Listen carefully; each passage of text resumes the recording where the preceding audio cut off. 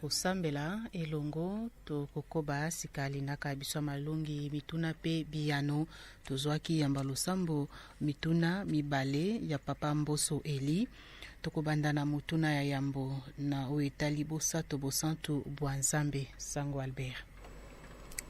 Merci na papa po ya mutuna moemotali bosato bosantu bwanzambe oyo na koliki ya lomingo lokoyande to kumisi okati ya eklesia. Papa pesi ndakisa na batisimo ya Yesu Kristu tokomona te bosato bosantu bwanzambe bolakisami polele tata alobi o likolo elimo santu akiteli Yesu Kristu lokola ebenga pe Yesu Kristu nzambe mwana azali wana. Kasi bomoko yango ezali esika kani motuna mwa papa bomoko ya bosato bosantu bwanzambe. Bomoko ezali na bonzambe.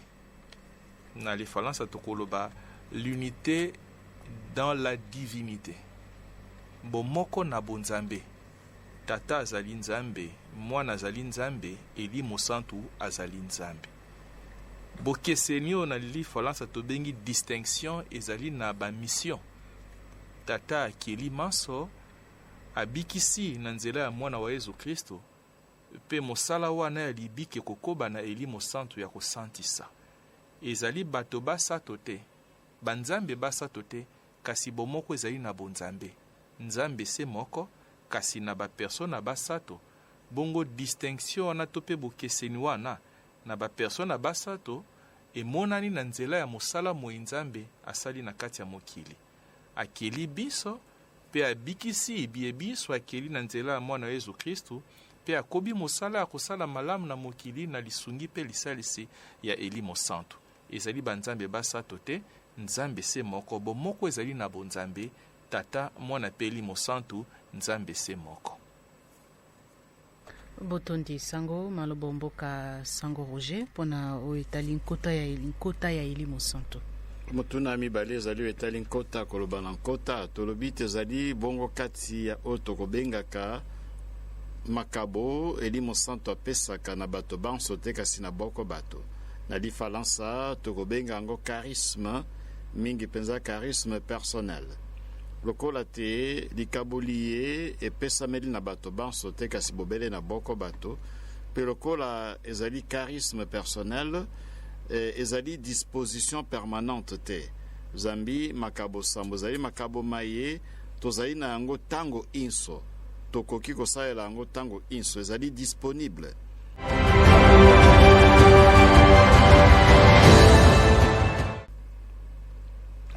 Botondi tokokoba bandeko koyamba mituna miabino toko zwape ndeko mususu na nzela ya WhatsApp.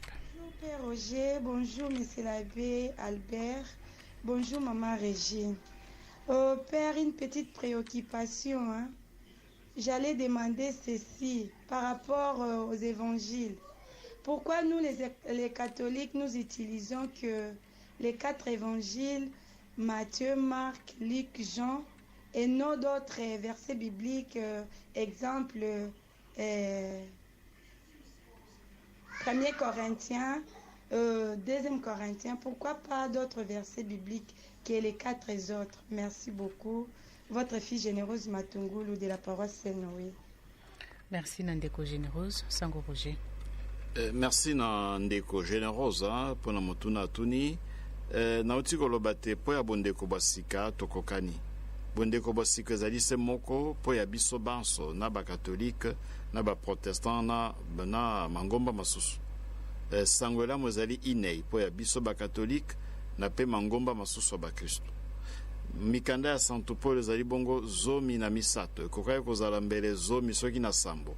Zambi mikanda mususu ya Santo Paul babungisa yango. Yango ezali se zomi na misato na kati ya bondeko basika. Tokozwa yango epai ya biso ba katolike epai ya ba protestant pe epai ya mangomba masusu. Donc po na bondeko basika ndeko généreuse komitungisa te buke kokana. Bokeseni bozalinde na bondeko bakala kasi na bondeko basika buku inso izwami na Biblia ya ba katolike izwami pe epai ya ba protestant pe epai ya mangomba masusu.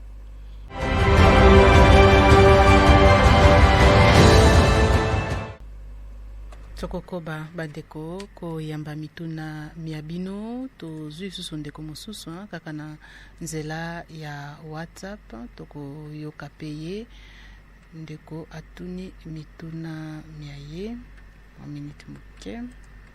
Bonjour Maman Régine, bonjour Banganga Nzambe, eza Raphaël depuis Saint-Pierre, naza mwa mituna ya koposi Banganga Nzambe.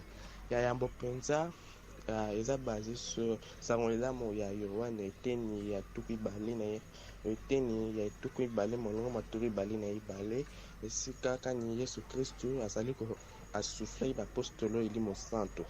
Mais ndenge déjà souffle bango elimo santo mpona nini te babanda mbalama mosala pe a promettre bango susu elimo santo mokolo ya Pentecoste mpona nini. En d'autres termes, que le baptême que Jésus Christ a moi pour ça que l'imo santo, donc il faut tailler l'imo santo, donc il faut consister l'imo santo avant banda musala resanga sangelam. Peine tout le monde n'arrive pas banganga nzambe avant banda musala, donc il faut insistance l'imo santo, bazuna l'imo santo mukola baptisme, mukola kotisa pe mukola ya ordination. Ya mi balé est-ce que mon takoke soit à quoi soit deux fois 5 crèmes notamment na mokolo ya samedi saint mutu azwi baptisme est-ce que akoki ko mbala moko kotisa mbala moko do appliquer 2 fois 5 crèmes na mbala mokolo moko est-ce que ko salema pe ya misato ndenge mutu akoyebaki elimo santo aza kati na ye pe Banganga Nzambe lobaki ke tozwakeli mo santo mokola baptisme mais nde mandeko mosusu bazala komona azosala makambo ezo correspondre te kokanza lokola aza na elimo santo te nde koboma bato kosala bacrime moko boye est-ce que bato wana mpe bazalaka na elimo santo to merci Banganga Nzambe, bonne journée. Merci Nandeko Raphaël Uto Saint-Pierre tokobanda na mutuna ya yambo promesse ya elimo santo insistance ya elimo santo na sango Roger. Na mutuna mwa yambo na kobanda kopesa eyano na mutuna oyo ndeko atuni po etali elimo santo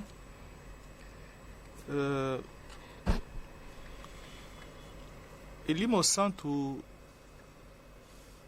aza na balolenge ebele ya kosalaka mosala kati na bato. Zambi motuna ndeko ezali po nini na Jean 20:22 Yesu apemi liba ye koliba ye mopepe ya elimo santo kasi po ni babandi mbala mo mosala te basengele kozela Pentecoste.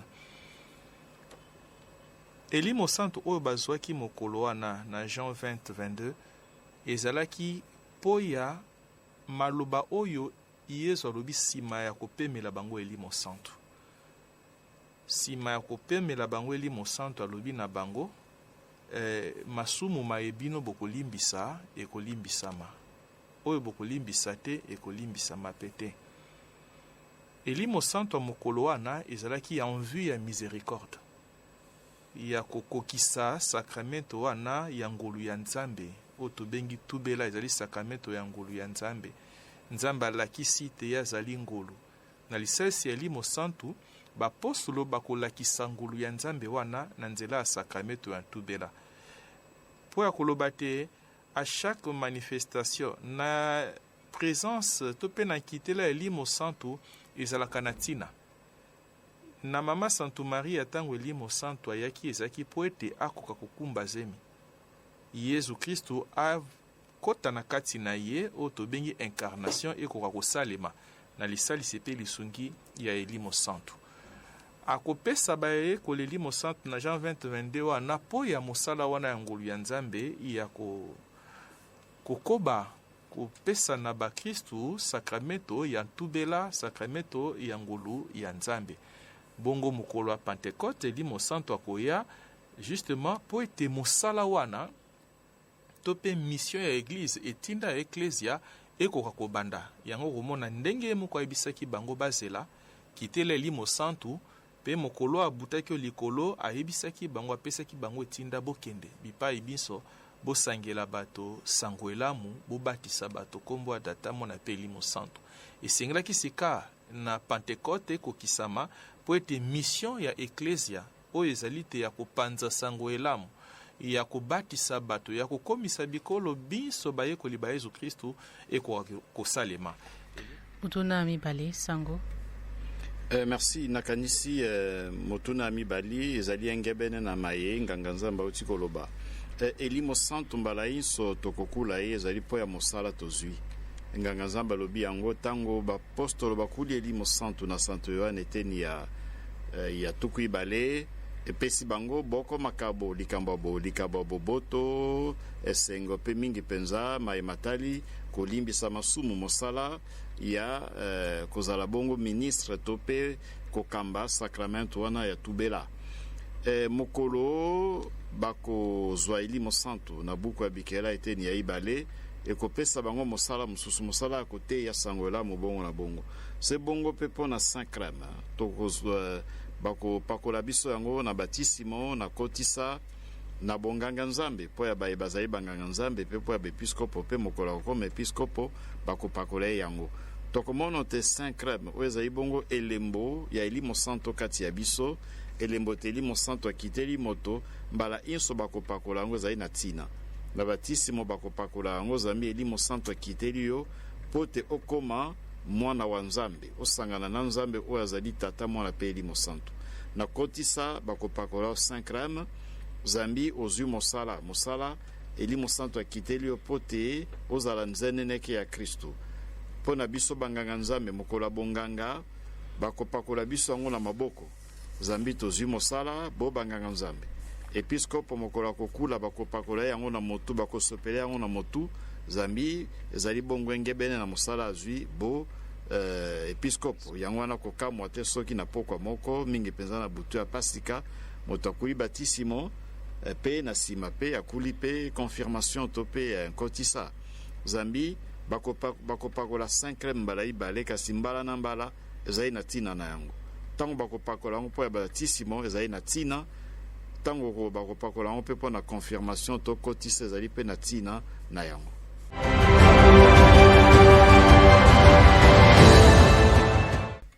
Botondi sango ndeko Jean kanisi te ndeko Ignace de Loyola kuna na Notre-Dame de la Sagesse. Bonjour Radio Maria Nalingina Tuna. Est-ce que bokese nezali kati ya charisme pe don wana mutune ya yambo ya mibale qui a écrit l'évangile de Jean et les 3 épîtres de Jean. Mutune ya yambo sango Albert. Merci Mama Régine. Nzete ya manga bakoyeba yango na mbuma yango. Tango leyo ezali nzete ya manga ndenge mbuma ebimi ndengo koyeba nzete. E Santo Polo ayebisi pe biso te bambuma ya elimo santo ezalaka. Bakoyeba moto azali na elimo santo to po koyeba te soki nazali na elimo santo na nzela oyo yo kobimisa. Santo Polo abengi yango bambuma ya elimo santo. Na Galates chapitre 5 verset 22 apesi biso boko bambuma elimo santo. Na bobandi bongo na bolingo. Bambuma elimo santo kasi alobi ezali bongo bolingo, la charité to pe l'amour. Bakoyeba moto oyo azali na elimo santo na nzela ya bolingo. Bolingo wana soki azali na yango esika ya kozala boboto bokozala, esengo kozala, koyeba kokanga motema, koyeba kolimbisa, bosembo pe bongo na bongo. Soko tangi Galates 5:22 mobimba wana yango kotinda yo omitala sikawa eske naza moto abolingo na yebi kolinga bato. Esika ngai nazali boboto bozali, bosembo bozali, bosolo bozali, na yebi kokanga motema na tango ya pasi. Tala boko bambuma oyo kosala te moto amilobela nazali na elimo santo to pe moto boye azali na elimo santo. Bobelese na nzela ya bolingo nde tokoyeba yango. Alors, motuna ya ndeko nanodasa iyo tokozongela don pe charisme. Merci Mama Régine. Makabo ya elimo santo, makabo oto bengi don ezali bobelese sambo. Isaïe chapitre 11 verset 1 à 3. Isaya apesi biso yango ezali sambo yango tobandaki komaniola na poso eye tomanioli makabo masato pe tokokoba po ya kosukisa na poso ekoya makabo mayema kotikala mane. Bongo bakarisme ezali pe boko mabongi oyo elimo santo akomemaka kati na bato. Yango ekozalaka penza ndenge tolobi mbalama mingi na lifalansa pas de manière permanente. Ekoki koya pona boko ngonga pe ekei na yango. Ezali likabote lokola don etikalaka po ya seko. Moto azwi makabo ya limo santo eza tete po te na ngonga moko boye ezo elongwa ezala susu tete. Makabo ya limo santo oto bengi don ekotika